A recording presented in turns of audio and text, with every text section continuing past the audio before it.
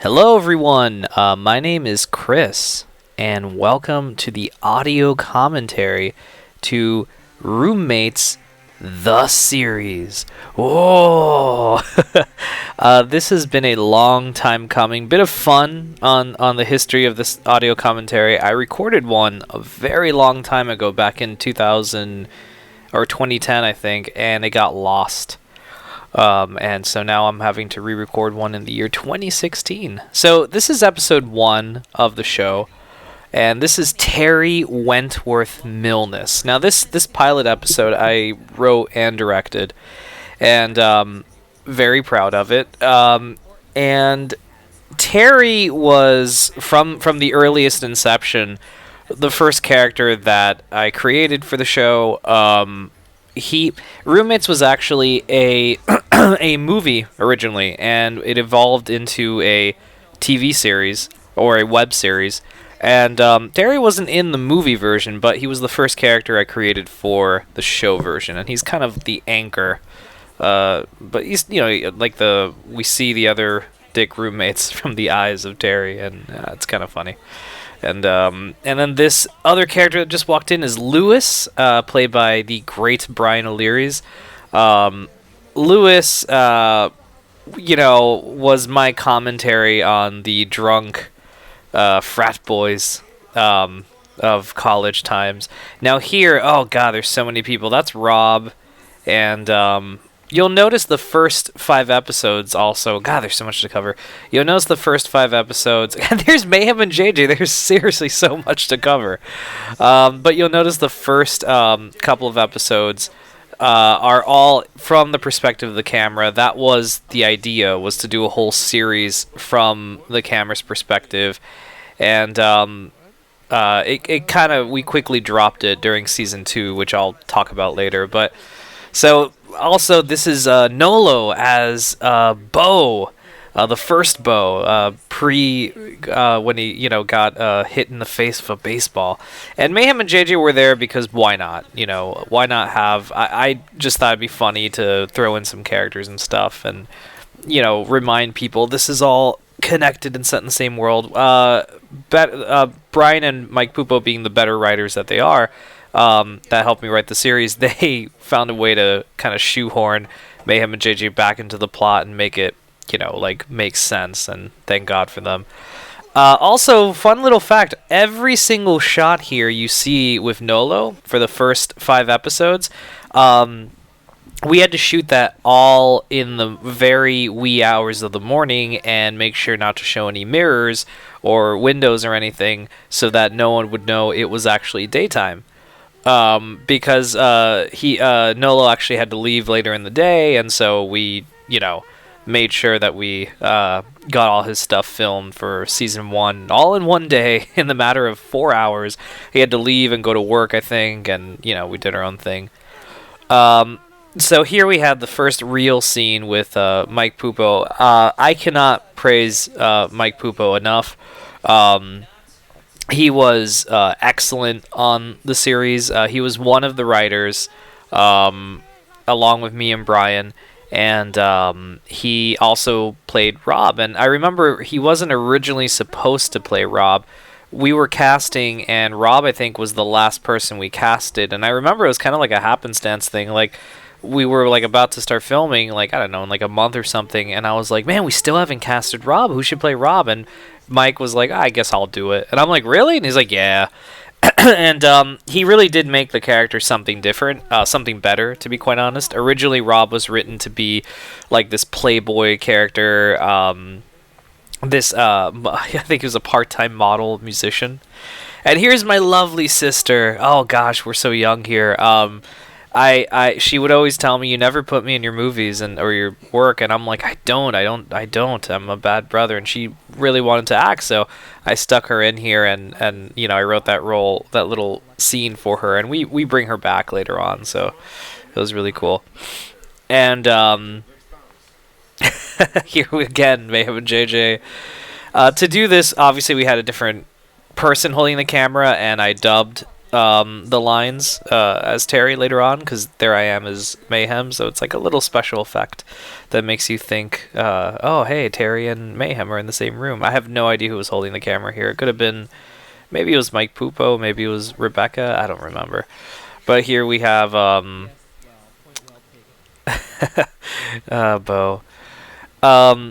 So this first episode, when I wrote the first draft, it was a very short episode.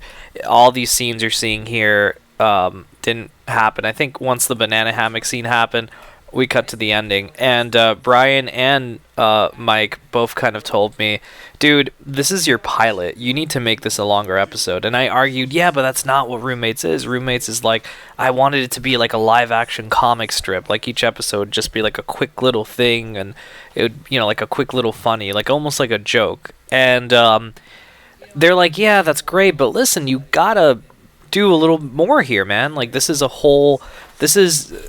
first thing. You're trying to sell your show to people, and it's not enough stuff. So I went back and I did subsequent drafts, and eventually we made it a little more look a little bit better, and added all these scenes like this happening of them stealing the camera. You can see Rebecca in the background on the phone. That's pretty funny, because I think that's Nolo getting the thing eaten. And again, I haven't given enough praise to Brian. He was phenomenal. He was really, really fucking great. I couldn't have done it without him. He was really funny. Oh, there's Laura. Oh gosh, I forgot all these people. What's ironic is they're married now, those two, and I think they didn't meet while filming this. I wish I could be like, I was the matchmaker, but no, we were all a group of friends at the time, and but it's just funny seeing them in the background talking, and she was dating Brian at the time, so just really amusing.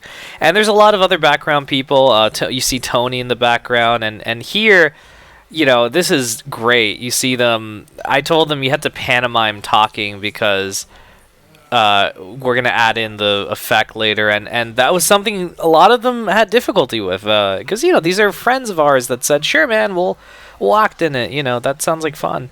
And so a lot of them kind of were like, what the hell do we do? And thankfully, I had really awesome people working on this. That's kind of like my secret is I think all these things are really great because I have awesome, talented friends that were involved in the project, or at the time were my friends and were involved in it.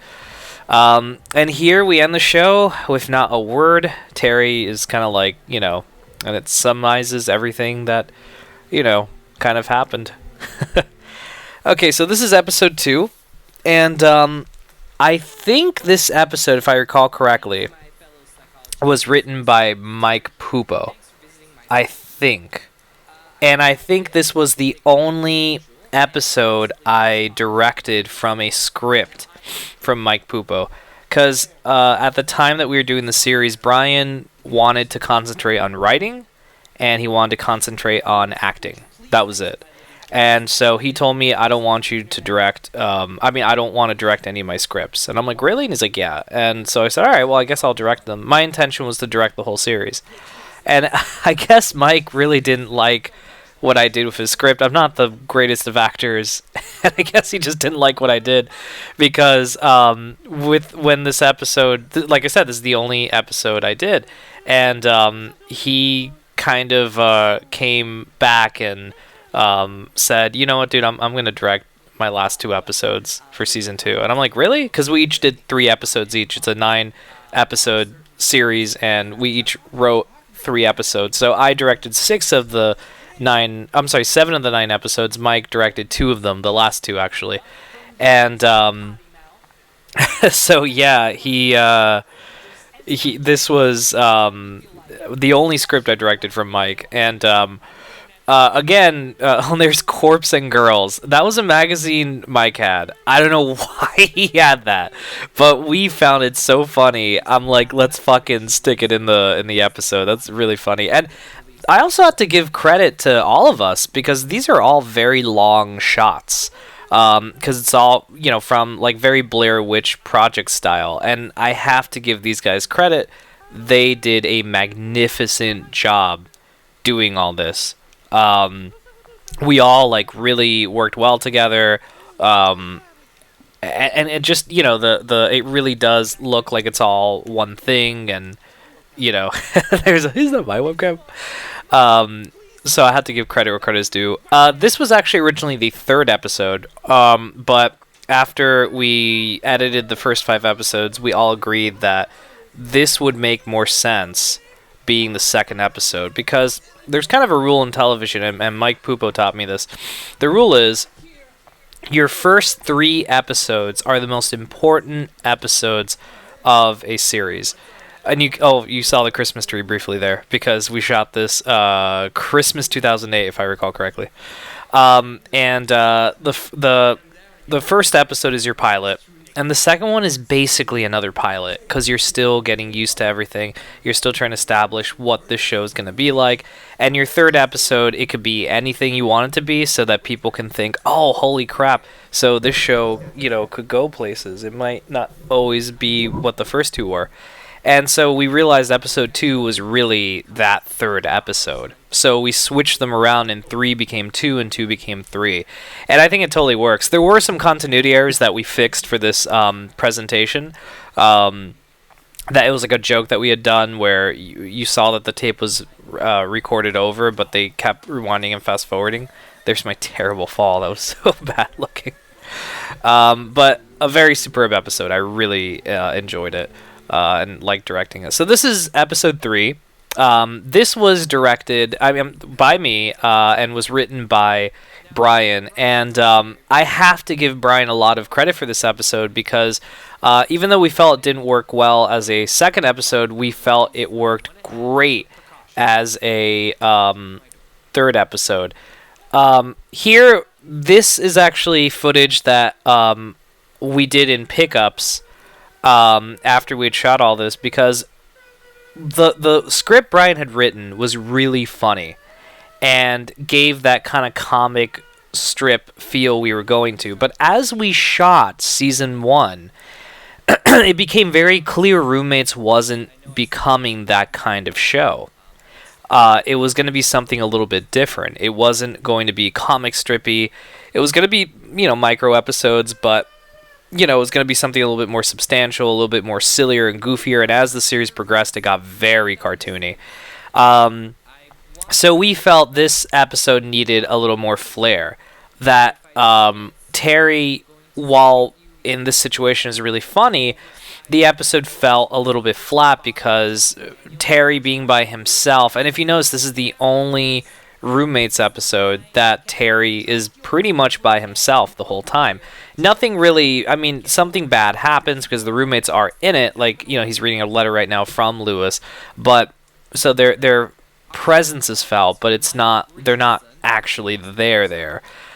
So when we were doing the pickups, we decided let's insert some scenes of like Rob being silly and doing all this stuff that will stick in.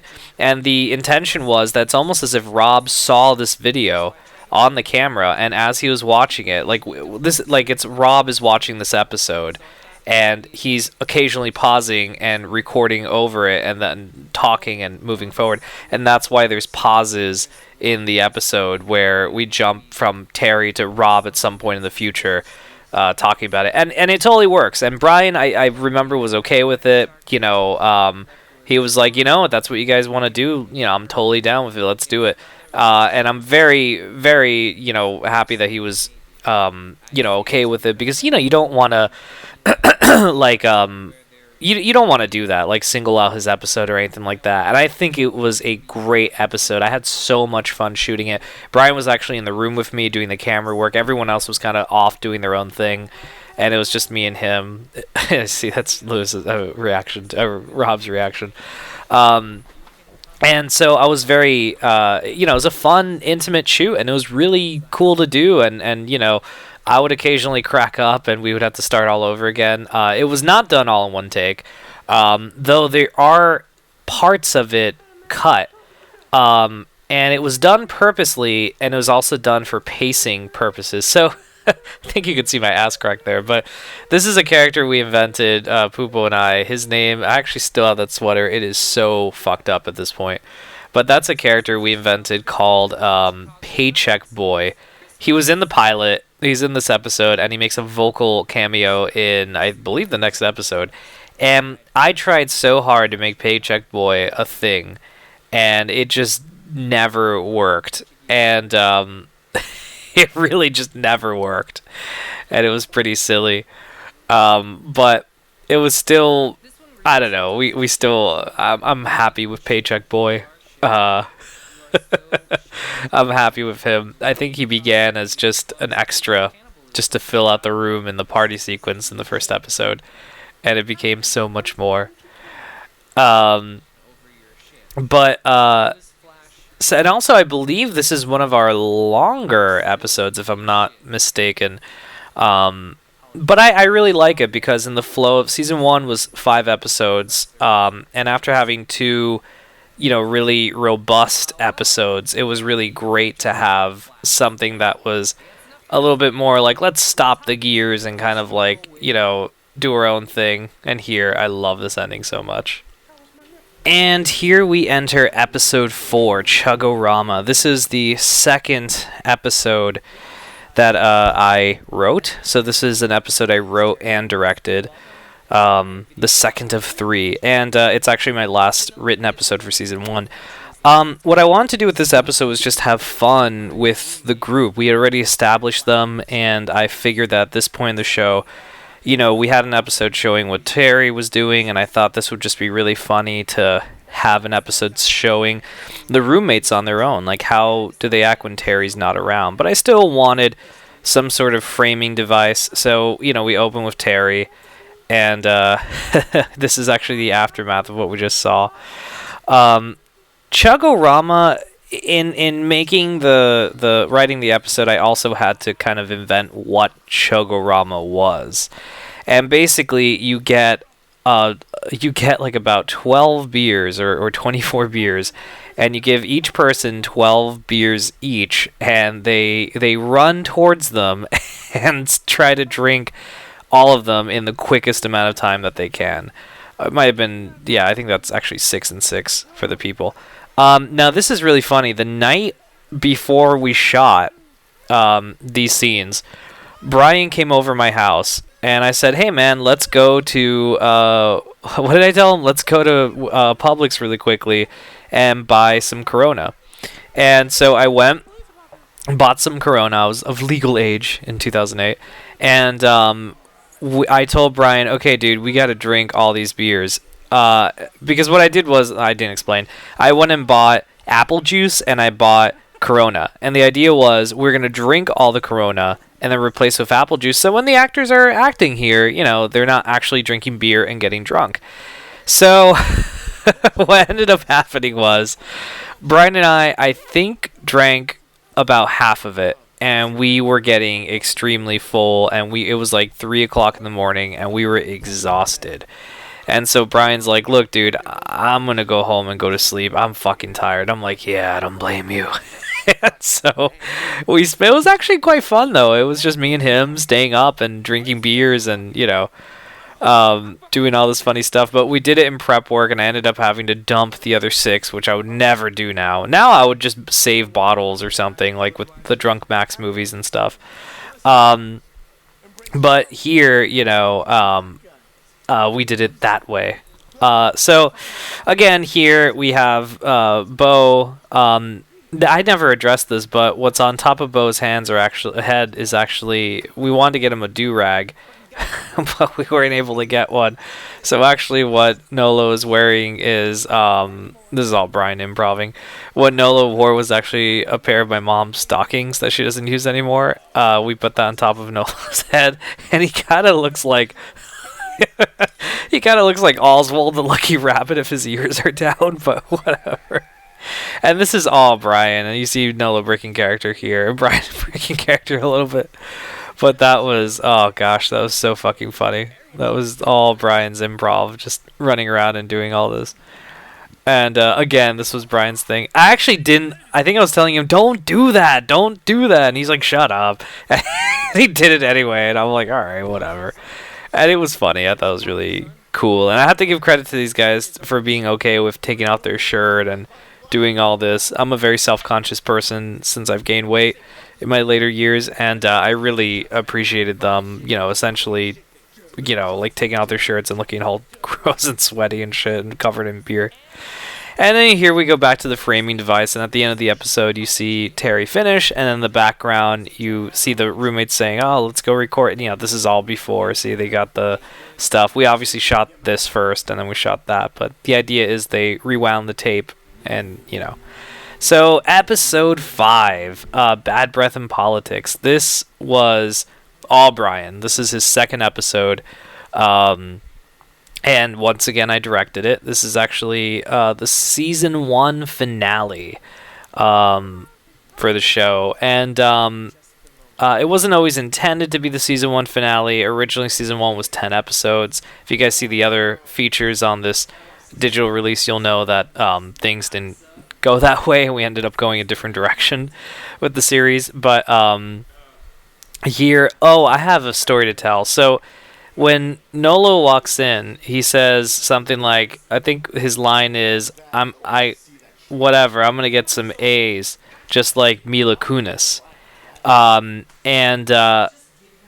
we shot the first take, Nolo would say, "Yeah, get some A's, just like Mila Kunis." And I would tell him, I'd be like, "All right, cut. Nolo, it's not Kunis, it's Mila Kunis. Cool, like Mila Kunis." And Nolo would be like, all right, gotcha. And then he'd go back, we'd do the scene, and he'd be like, "I'm gonna get some A's like Mila Kunis," and he would keep saying Mila Kunis, and we're like, "Dude, it's Mila Kunis." And for whatever reason, Nolo just kept saying that, and in the final cut of the episode, he says Mila Kunis, and I have no idea why Nolo did that. And here we have Brian puking, which we made that right before, and he spit it out, and it was hilarious. So now we enter season 2 territory. For the presentation, we just put 2 weeks later, and we put it here. But we did have a cold opening for season 2. We thought that'd be a really cool way of opening it. A long time had passed. Mike had cut his hair. And so I thought it would be really great to have an episode about that. So this is my episode, Hair, Baseball, and a Tattoo. My last episode that was written and directed by me. Going forward, the next episode is my last one. And, So here, I want to set the record straight here and talk about what this episode tried to do. We had decided after doing season 1 that we felt that Nolo,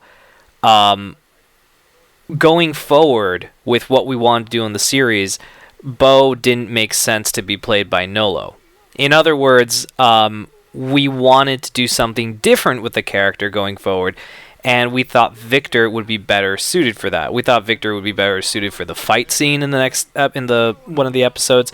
We thought Victor would be a lot more better suited for what we were going to do in the movie with his relationship with me, and my character, and stuff like that. There's a lot of stuff that we thought, this would work a lot better. And so we didn't want to just recast Bo and not explain what happened. So we thought, well, wouldn't it be funny if in this episode he gets hit? Like we do, I use this episode as a means of a transition. Nolo gets hit in the face with the baseball and requires surgery, and the joke is he, looks like Victor at the end of it. But we always had the intention of somehow bringing Nolo back. And I just wanted to clarify that because I remember I never did a commentary for this, and we never really officially explained why we got rid of Nolo, but that was the reason why, and I'm very glad we were able to bring him back, even for just the cameo it was in the movie.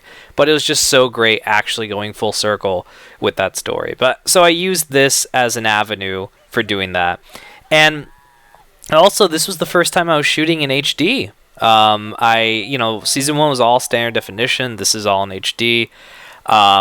and that was a whole new experience. That swing was so, we did so many takes on that, and we were able to get Pupo was able to hit it at the end, and that was so, like, I was getting so upset, and that was our last take, and he did it, he nailed it, and oh my god, we were so pleased with it, that, you know, it was in the take, because I was gonna make it look like he did it with camera trickery, but I'm so glad it turned out to be the way we wanted it to be. Ultimately, was him hitting the ball.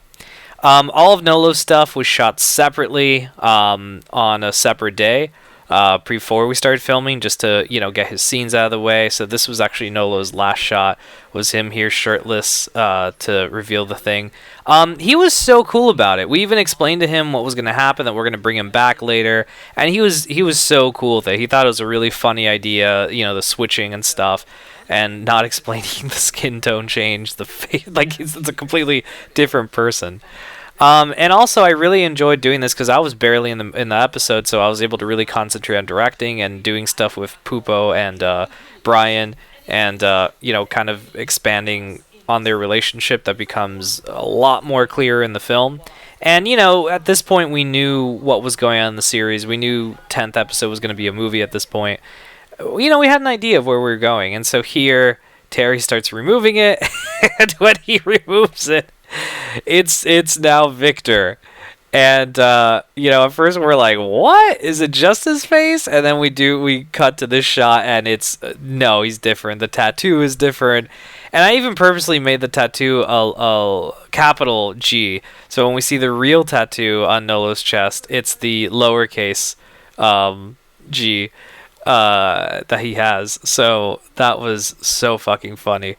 What can I say about Victor? Victor was great. You know, we lost Nolo, but gaining Victor, we were able to take the show on a different level. That's the Hulk shot. He looks like the Hulk in that shot. Victor is one of the sweetest human beings I've ever met in my life. He's this like super strong, ripped, handsome, rugged motherfucker, but then you talk to him and he's the sweetest guy you will ever meet. And he was always very professional, would always come over, knew all of his lines, was a fantastic actor. And I loved working with him so much. We had a lot of scenes together, in the movie, more so on the show. But he was great. He knew his direction well. He knew, I mean, you know, he was an actor's actor. He was the director's actor. He would come in knowing all his lines and knew what to do. You know, that's not to say the other people weren't either. Everybody was fucking great. And Victor, you know, fit into that mold so much more. So I was so happy the newer, you know, person was able to fit in really well, and he really did. I mean, we just kind of like throw it in this episode, we transition, and then immediately in this episode it's different, you know, we just throw into it. So this is episode 7. This was actually Brian's last episode that he wrote, again, really cool episode, cool idea. It goes back to the therapy motif, and also this is really the last episode that we focus on shooting both in HD and on film for the camera. You know, and I structured it like that we had the two cameras, so I said we have to shoot in HD for the live stuff, and we have to shoot in standard definition for the camera based stuff, because that was what the cameras were like. Yeah, you know, that's what cameras were like back then. HD was kind of a little bit rare in 2009 when we shot this.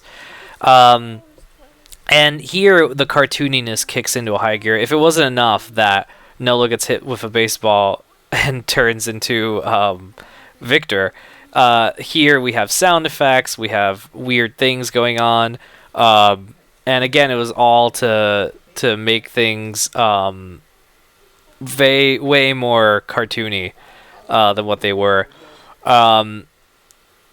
Here's Victor really debuting as the character, and again, knockout job. I mean, understood everything that was in the script, understood everything, you know, as we said it. There's a little paper there on the door, and bless my parents' hearts, because I would take over their house to film, and I would put little notes saying, oh, we're filming, please don't open the door.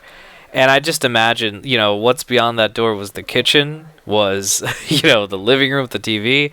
And I would essentially lock my parents in their bedroom, their bedroom, and just be like, you can't come out, we're filming. And they were so cool about it. I mean, they complained, sure as hell, but they were really cool about it. And they would give me the space to do it. So, as I'm becoming a father myself, I'm definitely going to remember that when my son gets older and maybe wants to, Dad, I'm going to film something. Fuck off for a little bit. I'll be like, all right, son. I'm assuming that's what my son sounds like. So I love this line. That's such a great line Brian wrote.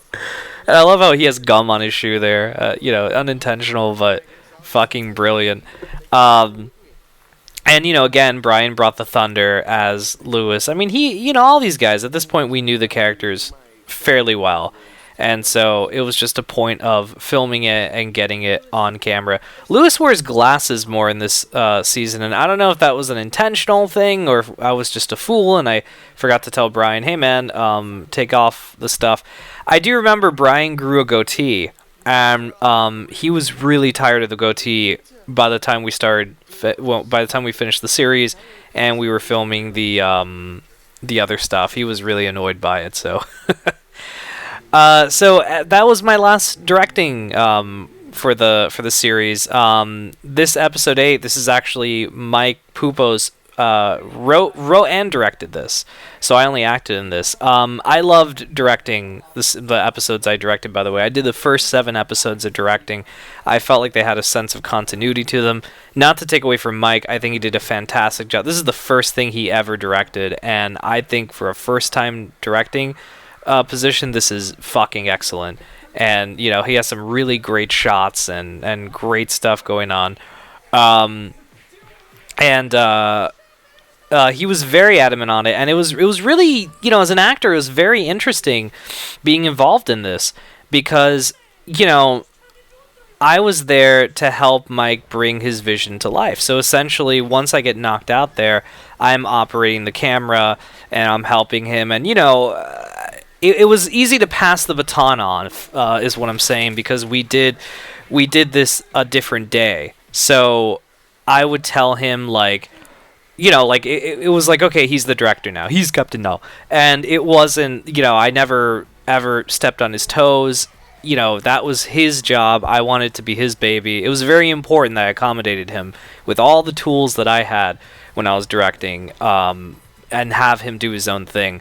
We did do that. This is a pickup shot, I believe, and that's the original shot. We did do pickups because after we cut the episode together, and Mike felt that he needed to have more coverage of things, and that he didn't think of at the time. So I think this is the only pickups we did for season 2, was going back and filling this out. Again, not anything that's out of the ordinary. I did that with episode 3. He did it for episode 8. It happens. It's part of the process. And this is the gray stick, and there's the boom mic you could see. But the Dick Grayson, I guess you could call it, was something that I think was in the script, and we had to do that a couple of times. Again, here in the background you hear sound effects and stuff. I remember Mike and I talking about what should we put in there, and I would suggest, how about the Millennium Falcon? He's like, that's fucking hilarious. And he's like, my friend will like that. And I think later on his friend was like, what the fuck are you talking about? I didn't hear no Millennium Falcon. And he's like, well, we fucking put it in there for you. But there's Victor flexing. That was, I think, the first transitional effect I ever used for anything, and it was Mike Pupo that requested that we do that. Now, this last shot, I break character when I look into the camera and I start laughing, and Mike really wanted that. He didn't tell me he was going to do this in the shot. This was all him doing this secretly, and he said, no, let's leave it. I'm like, why though? I'm breaking character. I could have reshot that. He's like, no, it's going to be funny. It's going to be like the Star Trek movie when Spock does it. And I'm like, Spock laughed? He's like, yeah. So we kept it as such. So this is the final episode of the series, episode 9, The Rock Band. Once again, written and directed by Mike Pupo. As it turned out, Mike directed the series finale. though I got to do the movie, so no, I'm kidding. But this was again very interesting. I got to do a lot more work in this episode because I was able to, I had more scenes, I had more things to do, and we brought John John in. John John was in the pilot. We brought him back for the last episode, ironically to bookend things, but it was also because we at the time John John was one of my closest friends, and at that point he had been in every project I had ever worked on, and we wanted him to be involved in some way, and I always thought if we ever did a season 3 or a sequel to the movie, it would have been great to have his character, Greg, be like an unofficial 5th roommate, like like the Shemp, if you would, of the roommates as Three Stooges, and we never really got around to doing that. A little bit in the movie, but not really so much in going forward or anything. This wig idea, this was all Poopo's. It was not in the script. This was ad-libbed the day we filmed this. Mike thought it would be really funny because he had bought a wig for a secret project they were working on at the time, which was the Rob's Origin, and he felt it would be really funny to have that joke just for the sake of they could do it. And I really loved it. Here in this scene, I really went over the top. I call it my Gene Wilder moment, and I was actually opposed to originally. Mike directed me and told me, like, you should really go crazy with this line. I'm like, really? And Brian stepped in and was like, dude, think about it. This is the 9th episode. You're losing your goddamn mind at this point. And I'm like, fuck, that is so true. Which just shows they're better actors than I am. And so, I was like, all right, we'll do that. Well, I'll take the crazies and stuff. And Brian just magically holding a popsicle all of a sudden. Brian really shines in this episode, by the way. Let me tell you. I thought he was fucking great. I thought everybody was great, but I really, really liked Brian a lot in this episode. I don't know if it was the Poopo directing or what it was, but he really just totally got the character at that point. And that was so weird to do with the beer Taco Bell moment. One thing I got to give credit to Mike for, he moves the camera around a lot. I don't. To my defense, the first 5 episodes were all from the perspective of the camera, and the 2 episodes I tried moving the camera around a lot more than usual, but Poopo really moved the camera around a lot. I love this, by the way, that you're not actually hearing, they're not even playing Rock Band. Like, the music and all that, it's almost like it's coming from the heart and soul of these folk. And I don't think a lot of people understood that. Poopo understood it. I don't think he shot it that way. I'm not sure if he did, but when we were cutting it together, I was giving him suggestions, and that's how I cut it together to be. And I think it works out really funny. I'm not sure if people understood that. I remember a lot of people were like, wait a minute, where the fuck is the Rock Band footage?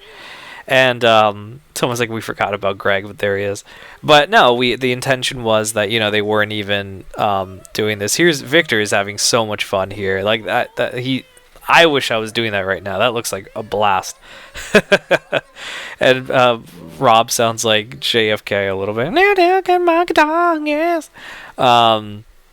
And this is such a cute shot of John John with his little, like, thrusting and stuff. I love this background of Brian. Again, just, like, foolish drunk. Oh, God, that was so great. But, yeah, I give credit to Mike on this finale. It really does encompass the entire series of roommates. I even said if for whatever reason we couldn't end up doing the movie or something happened that we couldn't proceed, this is one of my favorite shots ever is this one. That laugh. Oh my God, my favorite shot of the whole series.